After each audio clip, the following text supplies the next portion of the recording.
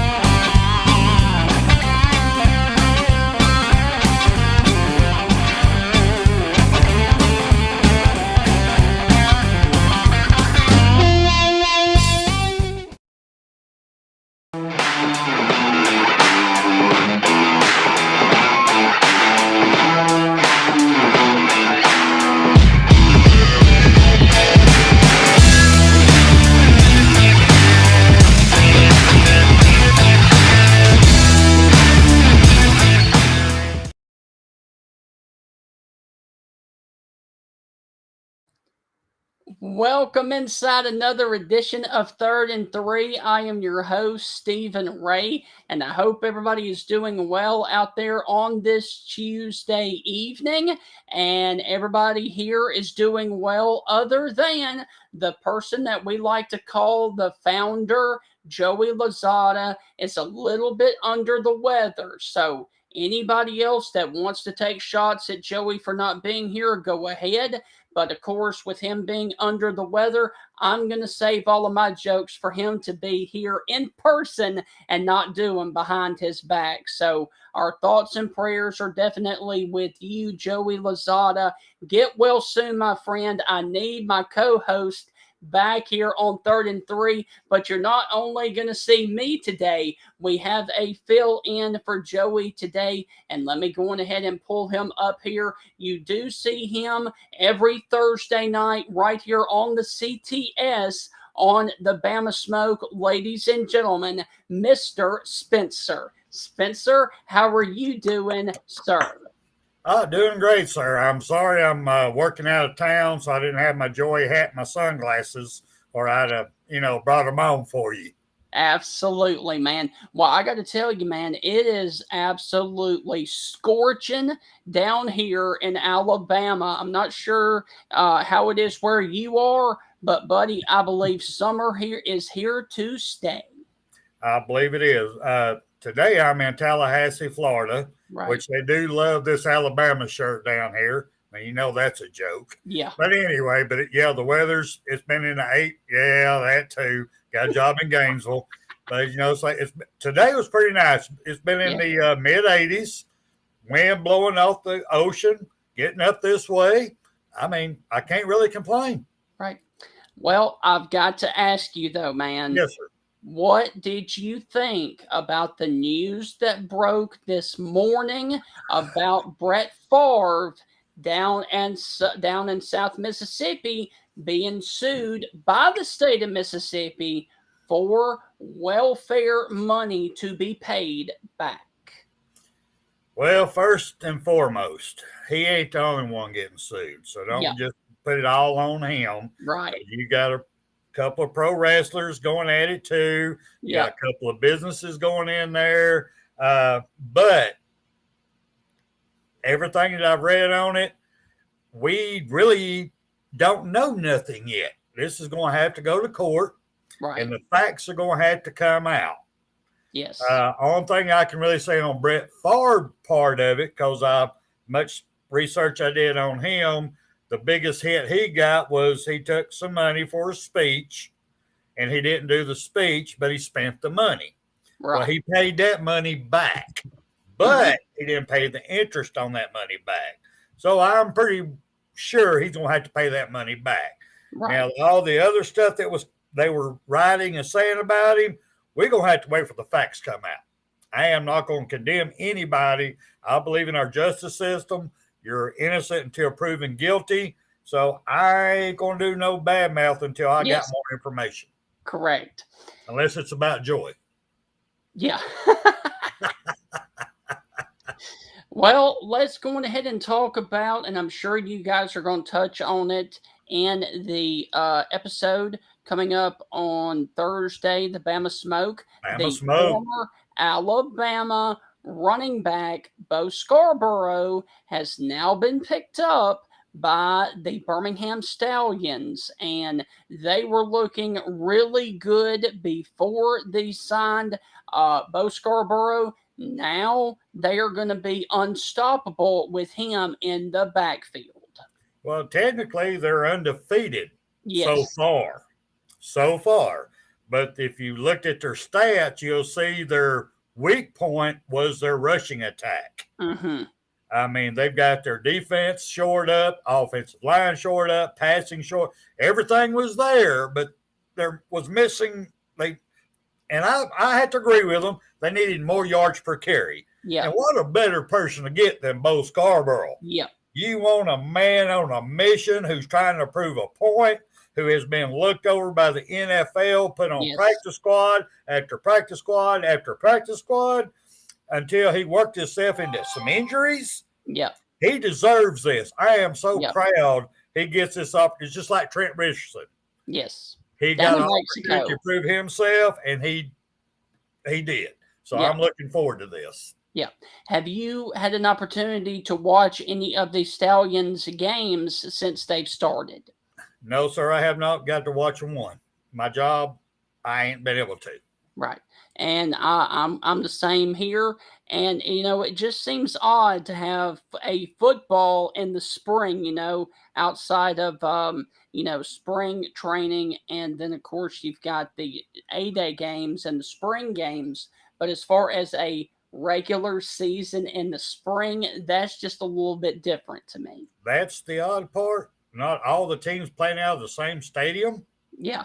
That's really got, they're in Birmingham. They're all playing there. So I was like, I was a little, I don't know. But I will tell you, though, they have experimented with this so much with all of the other leagues that have folded. I really hope this one carries on and is there for a long time to come. I agree with you because the past ones, they did good. The format was good. It was just the upper management stealing the money. Well, I can't say stealing. Yeah. Misusing the money, putting it in areas it shouldn't be going. Let me just put it that way, and not back into the system. Right. And then, of course, they tried to have one back in 2020, and then the thing got it. So that one really hurt as well. So, but hopefully, fingers crossed, because, Birmingham does need a pro team, because there's not a Major League Baseball team or a NBA team here. So Birmingham really does need a pro team. I think we actually do have a pro team. We have a pro team called the University of Alabama. You got that right. Yeah, got you on that one. You got that right. So anyway, well, I've got some news that I want to talk about because you guys obviously on the Bama Smoke talk full time about college football. You talk about Alabama football, but you have a wonderful, wonderful knowledge about Alabama sports. I would like to know your opinion on Brad Bohanna, the baseball coach at Alabama, because I'm going to tell you right now, I think it's time to try somebody else at the helm of the baseball program. Well, what you've got going on, and I hate talking bad about my boys or my girls. I love my girls too, but the facts are the facts. Yeah. But he has not improved our baseball team in any way, shape, form, or fashion. No, sir. It really hasn't. I haven't, me personally, because I do replay the games as much as possible. and the dugout don't even look excited. No. It just, there's no emotion there. Yes. So yes, I have to agree that he needs to move on, and we got to find somebody else. But with that being said, Alabama don't need to rush into this, pick anybody. They need to take their time, find the right person, go steal them if necessary from another college, but whatever they got to do. So let's take a little time. Hell, we can't get much worse than what we are. Well, we're 26-22 already, and only 10-14 in our conference. We got to pick up 4 out of the next 6 games just to even be asked to go to the regional. Hey. Yeah, man. What? I wouldn't answer the phone.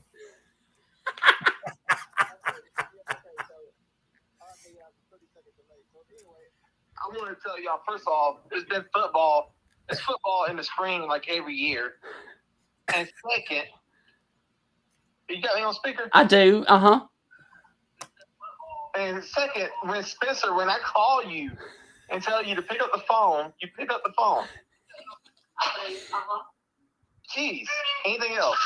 No, but Spencer just went somewhere else, so he minimized himself and left. So it's just me and you right now. Oh, well, you never heard of the CFL? I have, yes. Okay. All right. Well, y'all continue the show. Y'all doing good. Okay, thank you. And by the way, real quick, how are you feeling? I feel like crap. Okay. My son's pressing down on my stomach. Okay. All right. Well, we'll let you go, and I'm sure Spencer has something to say about what you said.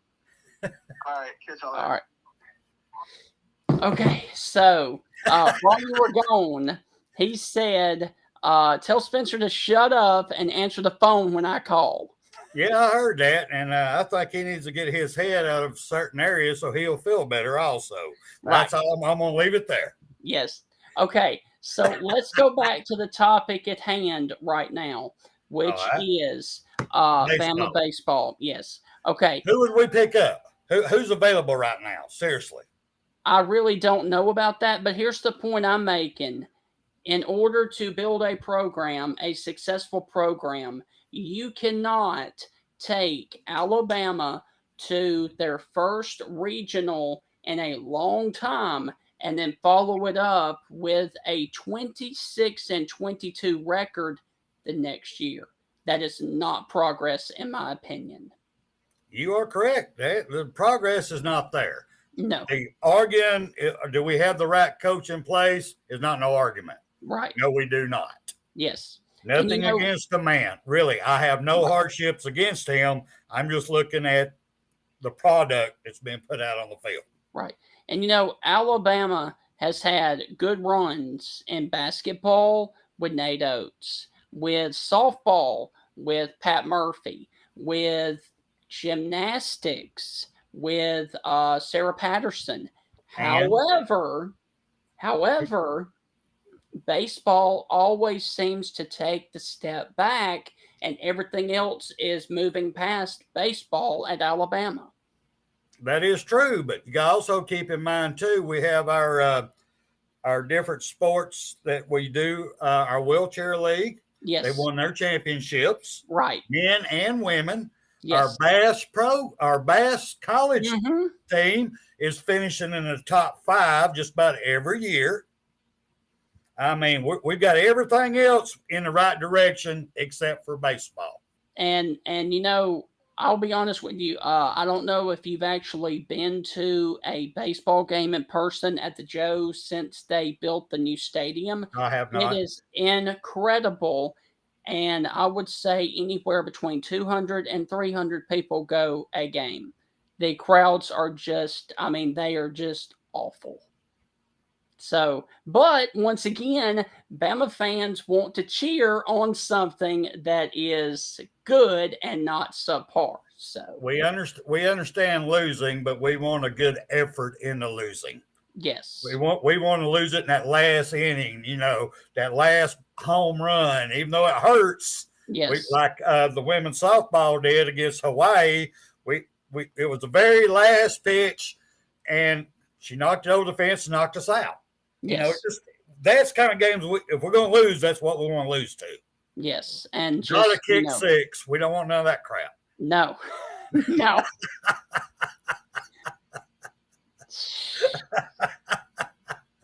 What do you think? Speaking of all that, if you got a few seconds here, have you heard anything about our new transfer in Miles Kisselman, if I'm saying that right?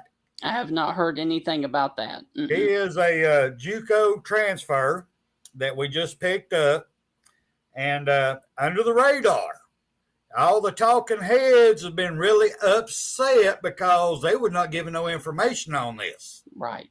All of a sudden, Nick Saban pulls a rabbit out of his hat. Look at I got another tight end. We've been hurt. We need experience. We don't have depth here. And I just got a good one. I think he's 6'5" or 6'6", 235 pounds, experience. I think he just shocked the world with this one. Right. Yeah, I mean, Alabama just keeps locking and loading. So, I mean, it's going to be interesting to see what happens this fall. Well, Spencer, are you ready to get to the Yes, I want to see this interview. I've been looking forward to it, brother. You told me about it, and I've been excited all day long. I want to say I'm going to be all up in here listening. All right. Okay. So the interview that we currently have, we did on the Stingray Show last Wednesday night, and it is with former Ole Miss quarterback Michael Spurlock, and he is actually an NFL coach, a position coach now. Right. And so he is going to tell us the ins and outs of what goes on inside the NFL draft, because he was a part of it a couple of weekends ago. He's also going to talk to us about his thoughts on Arch Manning and where he ultimately ends up. So, ladies and gentlemen, here is our interview today on the Stingray Show with Michael Spurlock. Oh, yeah. Hi, this is Tim Brando with a reminder. Those of you on Tide 100.9, look out. You're about to feel the buzz of Stingray. He's coming at you on Thursday night from 9 to 10 p.m. and then again from 11 to 1 p.m. Saturday mornings, right here on Tide 100.9. Well, Heath, let's go on ahead and talk about the guy that we are going to have join us on the show today, because he actually just popped up on the screen. I'm going to go on ahead and let you introduce him, because he is actually an Indianola, Mississippi native. We might be related if we start talking long enough. Hey, our next guest hails from Indianola, no longer lives there. Just picked up a new job, working his way up. Proud to hear about that. Looking forward to talking to him about it. Former quarterback in the SEC, was with the Rebels. It was the very first man to return a kickoff for a touchdown for the Tampa Bay Buccaneers. Ladies and gentlemen, the one and only Michael Spurlock. What's up, guys? How y'all doing? Man, we're doing all right. How about you, Michael? I'm doing good. The weather today, we saw 60 today, so I'm a little happy today. I hear you. Now, so Michael, are you in Green Bay? I am. I'm in Green Bay. I guess I've been here about 2 months now. Wow. So yeah, 60 is considered like late spring there, right? Yeah, well, from what I've heard from the locals, they tell me that you go from winter, you get about 2 days of spring, and then you go into fall and get ready for winter again. So there really isn't a spring. So yes. I knew someone in college. Oh, go on, Stephen. Stephen. Michael, please go on ahead and tell everybody what you are doing up there in the city of Green Bay. First of all, Green Bay is a wonderful place, and I'm enjoying it. I feel like I'm in a college town, except it's a NFL team that sits in the middle of town. But I'm a special teams QC for the Green Bay Packers, and enjoying it every day. You know, I've had a lot of opportunities to play against the Packers, to watch them on TV and watch them win championships. And, you know, Bret Farve being from Mississippi, going against the Niners and stuff like that, have an opportunity to see that, and now to be in a historic place. I mean, it's a little surreal that I get to go to work there every day, but I mean, I'm having a blast. Awesome. Michael, I had a friend in college that was from Alaska. They told me this joke years ago, and I always put this with Green Bay people whenever they mention Green Bay. So the 4 seasons there is winter, June, July, and August. I've always heard that those are the 4 seasons: winter, June, July, and August. But with that, you know, I hear about sweater weather coming in September up there, where it's still 108 degrees here in Mississippi, and humidity. That sweater weather starts coming out there in mid-late September. With that, how is a boy from Indianola, Mississippi going to adjust? I'll let you know. You know, everybody, so I have a lot of family that lives in Chicago, and I used to joke with them because, you know, it's 80, 90 in Mississippi, and they're like, yeah, it just snowed. Yeah, it's 50 on a barbecue. And I'm like, 50? But it's so cold here, and I haven't even really seen the cold, but when I got off the plane, my first night here, it was 19 degrees. Ooh. I was like, okay, this is interesting. But when it goes from 19 to 50, you realize that 50, in my mind, is like 80 back home, because, I mean, 19 is pretty rough now. Yeah, it is. They tell me that that was nothing, so get prepared. They start naming these coats that I've never heard of, Canada Goose and all these other names. I was like, yeah, they're expensive, but you're going to need it. Interesting. All right. Let me ask you this, Michael. Being in Green Bay, friend from high school lives up there now. They tell me that people in Green Bay paint their houses green and yellow, and that everybody with the organization is known around town. Have you had an instance where you're at the grocery store, standing in line, going to the movie, whatever, that someone has come up to you and welcomed you to Green Bay and was excited and wanted to shake your hand and grab a picture? Well, really, I haven't had that effect, but I can see how it is, because just imagine, for me, just imagine being in Oxford, how it is in Oxford.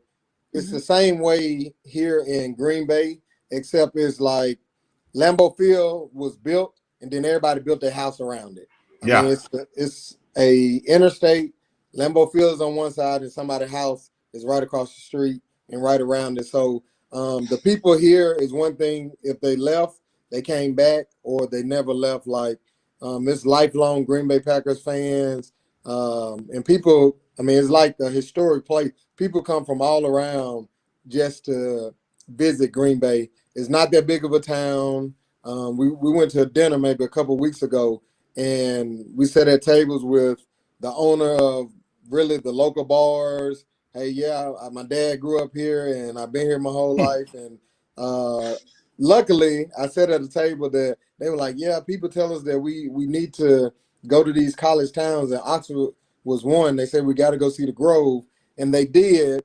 And they said they had a really good time. They was like, you know, Oxford has a really good party. He was like, but it's no party like you're going to have here in Green Bay. Just wait.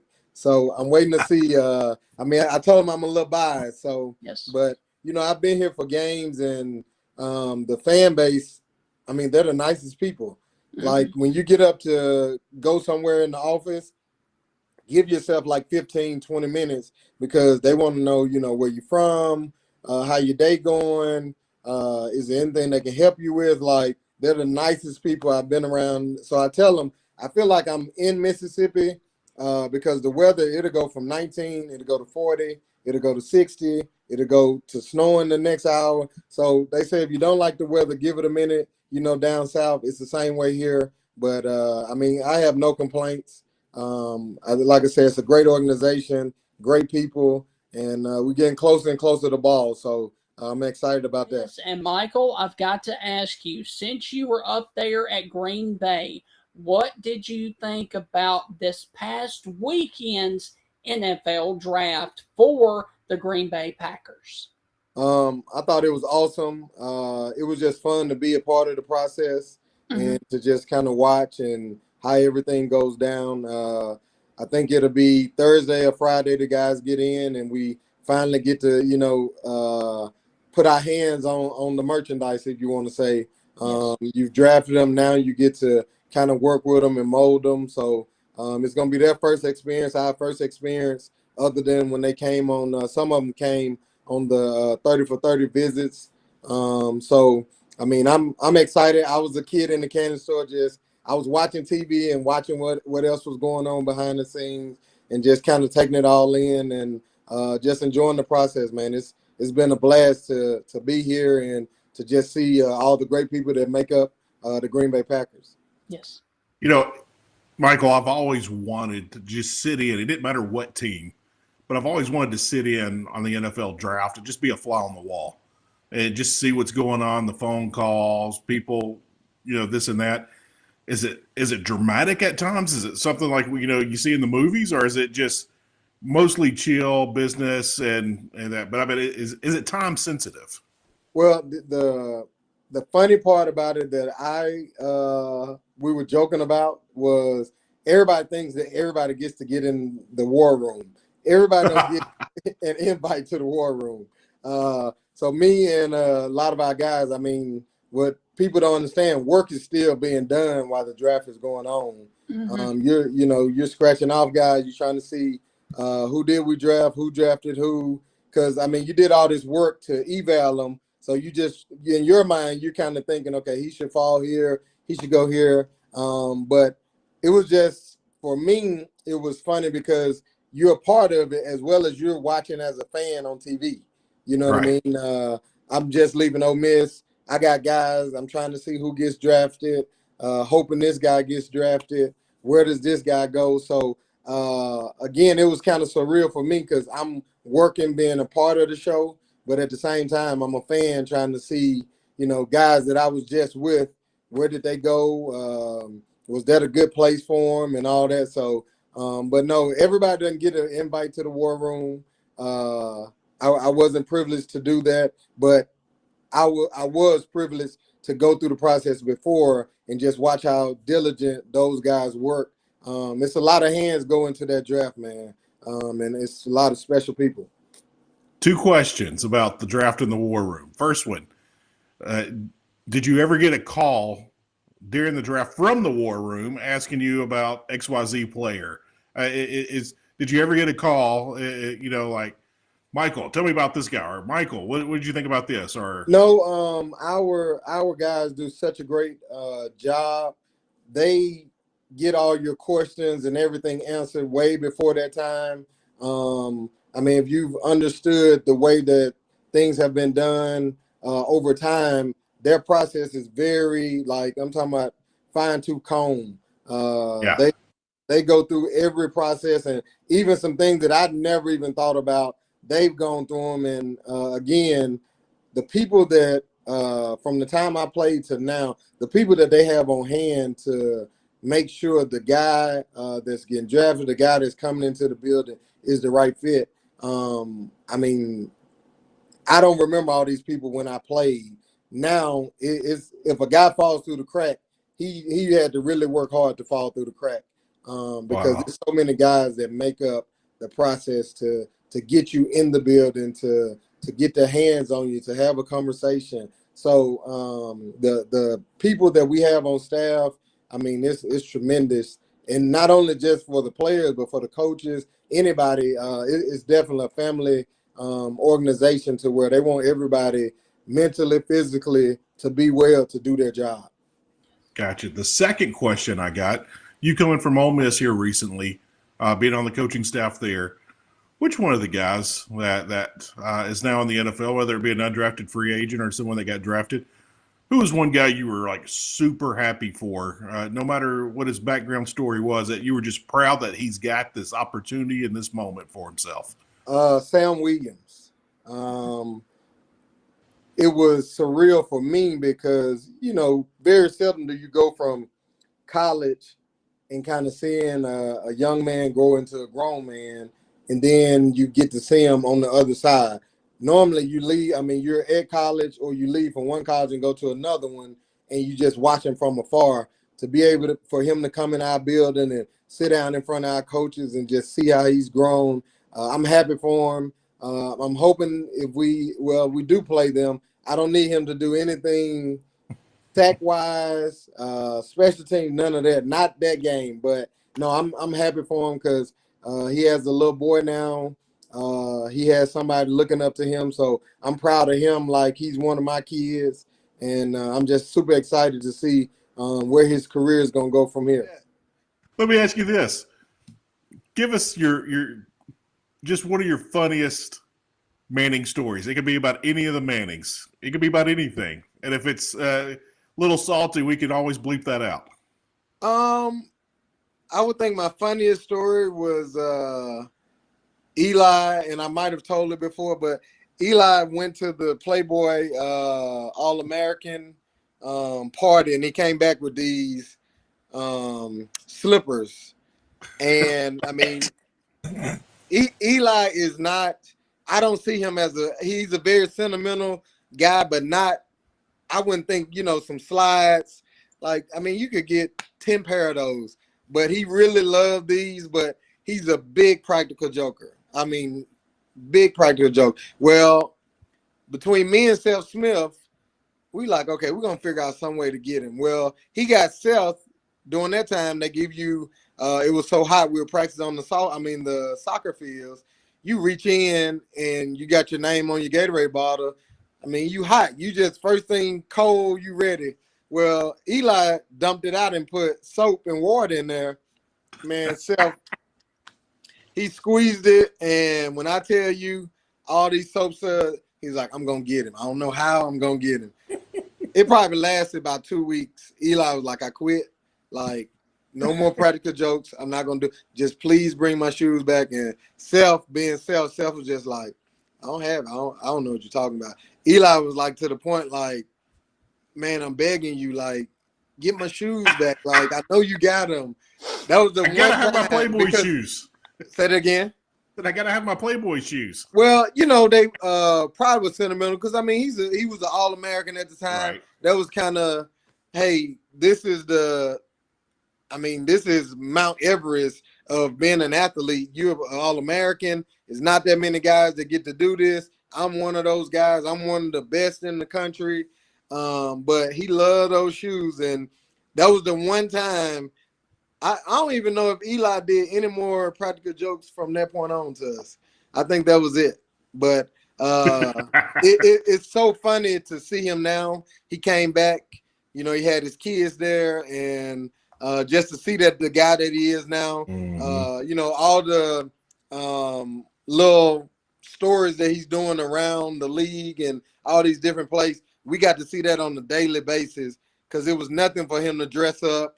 It was nothing for him to, think he could sing. And I can't sing. He definitely cannot sing. You think he's ever tried Frank's hot sauce in his life? Oh, definitely. He is one that he's kind of like, okay, I'm going to study it. Let me figure it out. Okay, I'm going to try it just so I can be knowledgeable of. I can be able to give you an honest opinion on it. So I'm sure he has tried it. Not that he eat it on a daily basis because I was messing with him when he was back. He looked like he's staying in shape. He doesn't have a dad bod. He looked like he's running and lifting weights and trying to stay in shape. So it's pretty good for him. Well, let's go back to your Ole Miss days. What are some most memorable and exciting games that you had as a player at Ole Miss? My junior year, we lost to Memphis. My senior year, we came back and we were playing in Memphis, and I had a touchdown to kind of go ahead and seal the game. That was one. Got the opportunity to play against Kentucky. Coach Roper was at the Kentucky at the time. They never would let me out, so being able to step up in the pocket and complete passes, because I'm not very tall. You got all those people around you. You get a little uncomfortable. But those were some memorable wins. Probably the biggest heartbreaker that I know we should have won. We were up on Alabama like 21 points maybe, and I don't know what happened. Like, I know we got down in the red zone probably 2 times and end up backing up and not really getting points. Those times, that would have been probably the icing on the cake if I had beaten Alabama, because Alabama thinks very highly of us. So to beat them, it would have been kind of a little stamp on my career. No matter how good or bad it turned out, to beat them would have been like, okay, that's good enough right there. Yes. Since our station and our shows here in Tuscaloosa, Jack Crystal, the great play-by-play announcer for Mississippi State, made this statement, and I'm going to ask you as a true and false question. Jack Crystal said, "There's no such thing as a bad Alabama football team." True or false? It depends on who's on the other side, because when I say that, Nick Saban has done tremendous. Even the years that people are like, well, they didn't win it all, he's been consistent. You know what you're getting with Alabama. I mean, it's at the point now where it's kind of running itself. I know you have the coaches, but he's just getting those guys to where they know the system so well. They know what the expectation is. And the guys that come in, they learn it very quickly. So I would say that's a true statement. It's hard to say that, but yeah, I would say that's a true statement. Michael, here's a fun question. I've been this way back in my reporting days.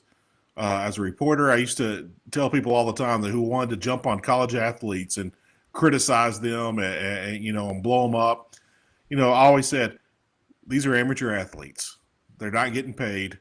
I don't want to hear about their tuition and board. They're still young men learning the game, learning life, everything. Now we got the NIL deal. Some of these guys are making fat cash. Should that open them up to criticism now? Well, I think it was fine to open them up to criticism from the beginning, because we're all entertainers. My job, if I watch your show, I should be able to criticize you, because me watching, I think, gets you paid. So in that instance, me as a fan, that's my job, to be able to criticize. What I do not like is the criticism. It has to be, the social media gets it where I can say whatever and not really know who the person is. And if you're going to say it, just be man enough to hold up to it. And the other part of it, when you do say it, be man enough or woman enough to receive it back, because freedom of speech is, hey, when you say something now, just know it's going to come back. But, the NIL thing is getting crazy, because what I am worried about as a coach in the profession, these guys are making so much money, not NFL money, but good money, to where is the product going to become watered down when they come to the NFL, to where a really good player might say, hey, I made $1 million at 19, 20 years old. I'm not going to risk my body. I mean, I got it set up to where I can just make this, go get a reasonable job and make this for the rest of my life, and my family be fine, Wow. That's what I am worried about, because we're in a competitive society. And what I mean by that is competitive money-wise. Hey, if you're making $1 million, well, I want to go get him and make him make $2 million. Well, now I want to make $4 million. So everybody, especially the guys, I mean, you have Texas coming into the SEC. Texas A&M already had money, but they say Texas money is a little different. You got Oklahoma coming. I just think where is the ceiling? Where is the boundary to say, hey, we got to stay within this? Because I mean, I'm not gonna lie to you. If I'm an 18-year-old, and from what I've heard, Texas is paying all the O linemen $50 grand. If I'm an 18-year-old, I'm going to Texas because I mean, we don't come from much, but if I can make 50 grand and you tell me I'm gonna make this the whole time I'm here, and if I can just get to know one business or two businesses where I can sell myself to get them to give me an NIL deal, I can make some pretty fat cash to where I could be living pretty good as a college student. You know what I mean? So it's scary to me, very. You're not at Ole Miss anymore. Yes. So I want to put you on the spot on this. You know where I'm going. What Lane Kiffin question do we have? No. Well, it's about recruiting in Texas and Arch Manning. People keep saying, "Oh, he's going to Texas." I'm like, I don't know where he's going. I'm not even going to guess. But I did say this. I was like, I'm not going to be shocked if Arch Manning gets an 8-figure deal, not a 7-figure deal, an 8-figure deal, or where he's going. Is that out of the question? I know Texas has got a lot of money. I don't think it is out of the question because I've heard of these other guys getting pretty good buck. I've been around Arch. I've been around Coop. I mean, I'm just saying, and not because I know them, but Archie has a very good bloodline. I didn't really get to see Coop, but from all indications, they said Cooper was the better Manning. Well, Peyton said that. Arch. I've been around Arch. I've been around Eli. I've been around Peyton.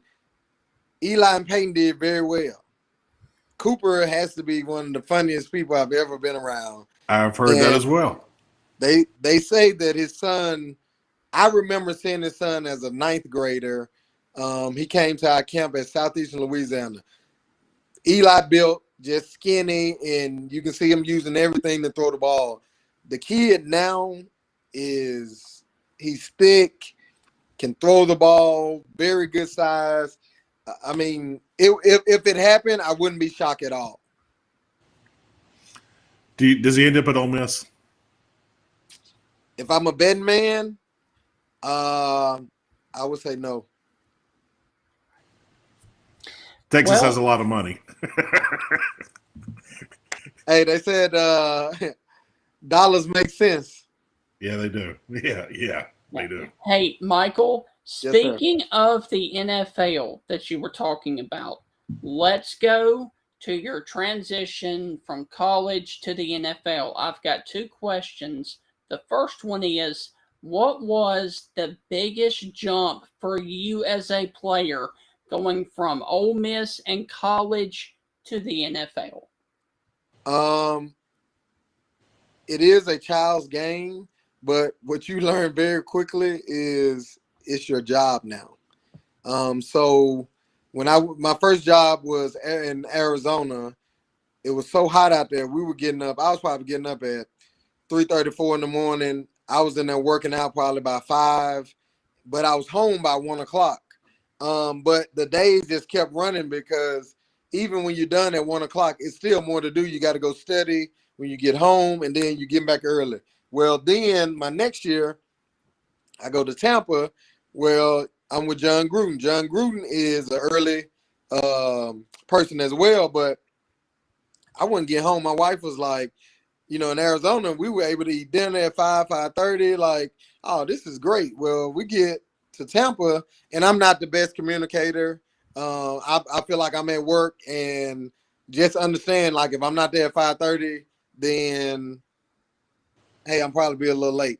I could have done a better job. I was young, trying to make the team, and I didn't communicate. So she would cook dinner. It got to the point she was like, forget this. I'm eating dinner at 5:30. Your food going to be in the microwave, because some days you would get out of practice and, hey, we got another meeting for another hour. And you might not make it home till 7:30. Then some days you might make it home at 6 o'clock. So you understood very quickly that it's a job. especially when you see people get cut in front of you, like, Yes. oh, he not coming back. Where he go? That's the first thing, and then the second thing is understanding the terminology. The one thing that I was blessed that I had the opportunity to be kind of in the NFL system, but the playbook just seemed like at that time they were doing paper playbooks. Yes. It was so huge. And, they had a word for everything in the West Coast offense to where, people laugh about John Gruden and how long it is, but it literally had a word to where you had to break it down and say, okay, playing quarterback, you take in all the information. Well, when I'm going to receiver, I had to, hey, what part of this is for me and block out the rest. And Right. then once you learn it, then you can be like, okay, hey, we got this. Because once as it started, you can kind of figure it out. You knew what it was. So Right. I would say those are the biggest thing is just understanding, hey, this is your job now.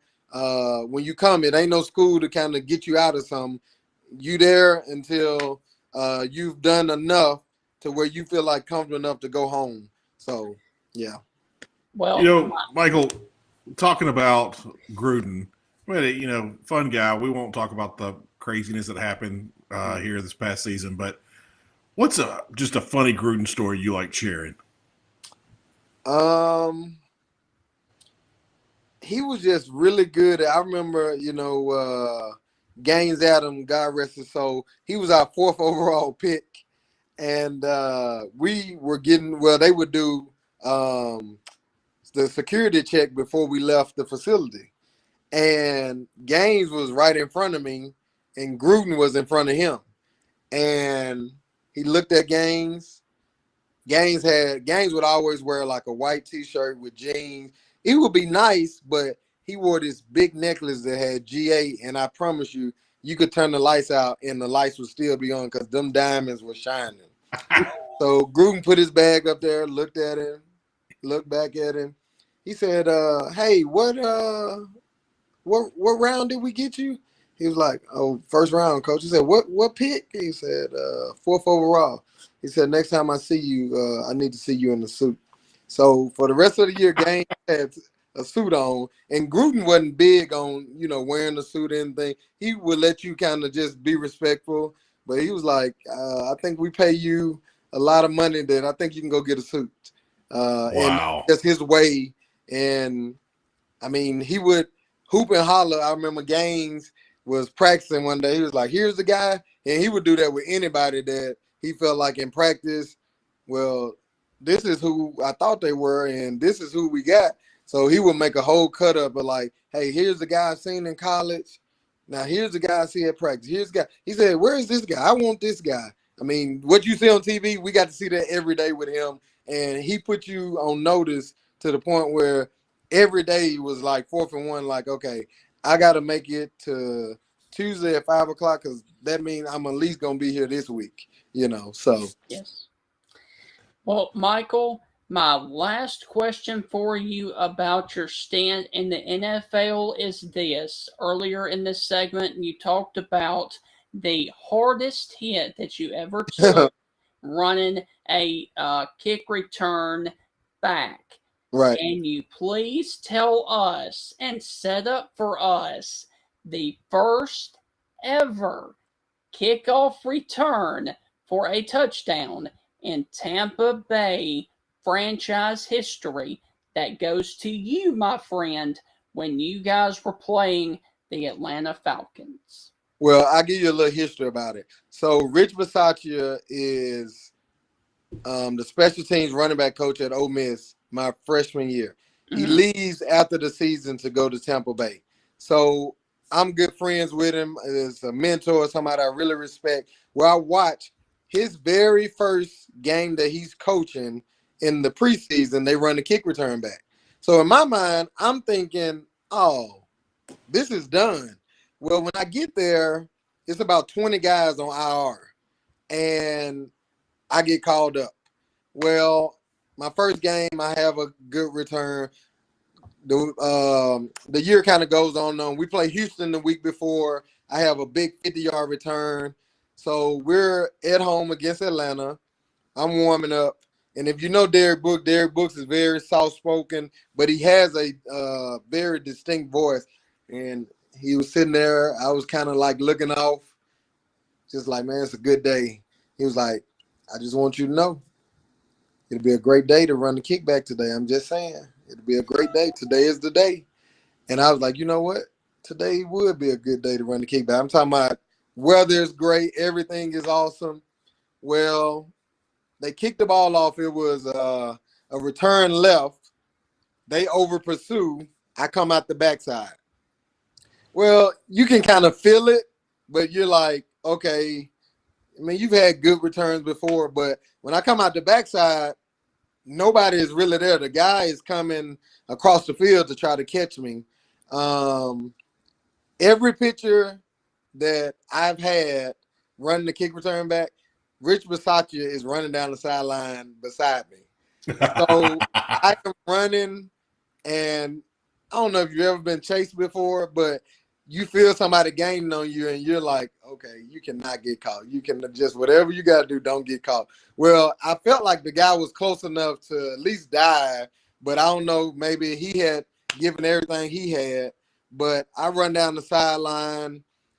I promise you, it felt like it took forever to get there, but I was running down the sideline thinking, you better not let him catch you. It could be it. You're getting close. Just finish. Just finish. I was waiting for him to dive. He didn't dive. And, I mean, everybody went crazy because normally, like the years before, they would do, hey, seat number 132, you win $1 million if they run a kickback. Hey, this person, you win this.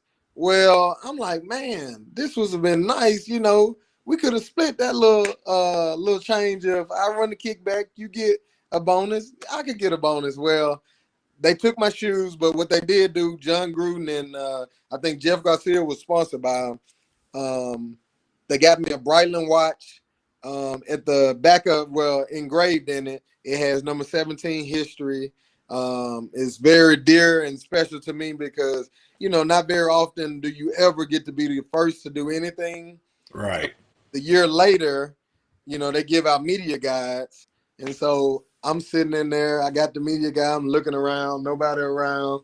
I get to the back of it. I'm like, okay, all right. My name right there. Like, all right. So, no, it's special, man. We were actually just talking about it the other day.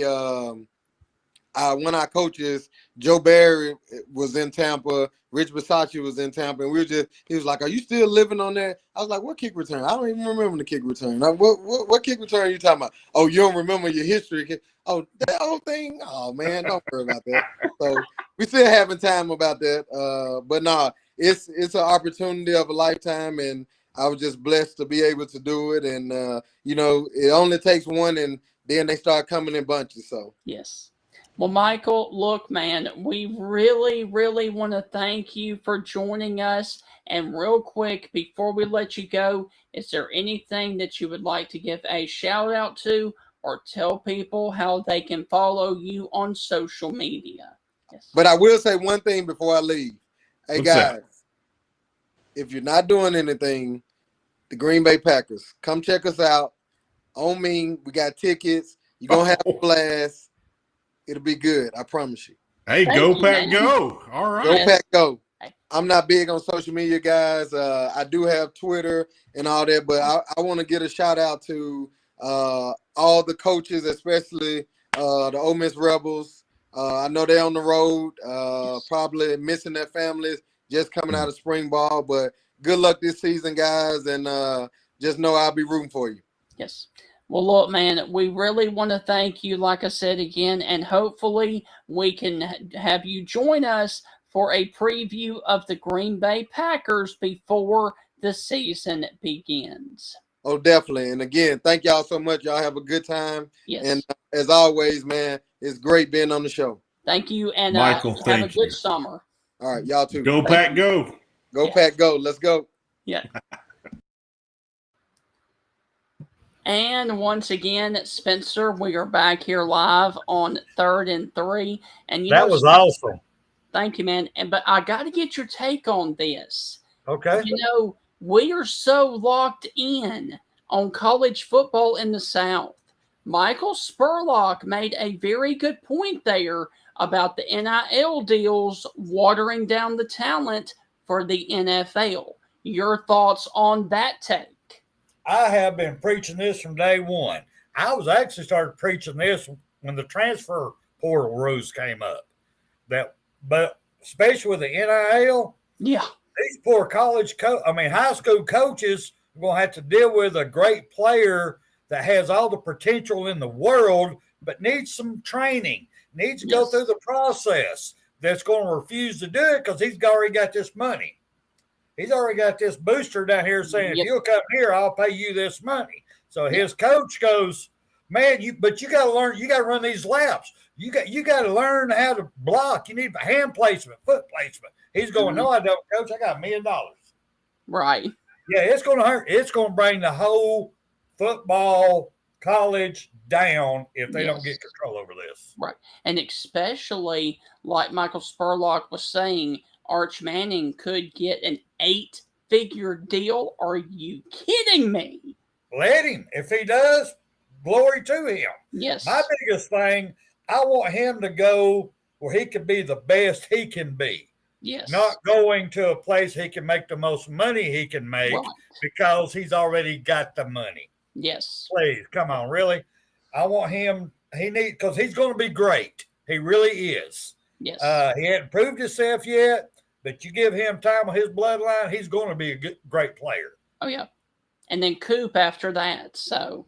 But if he goes to a sorry team that can't block for him and he gets injured and he's out, he better get a good college career. So you might want to think about his college education while he's making these decisions.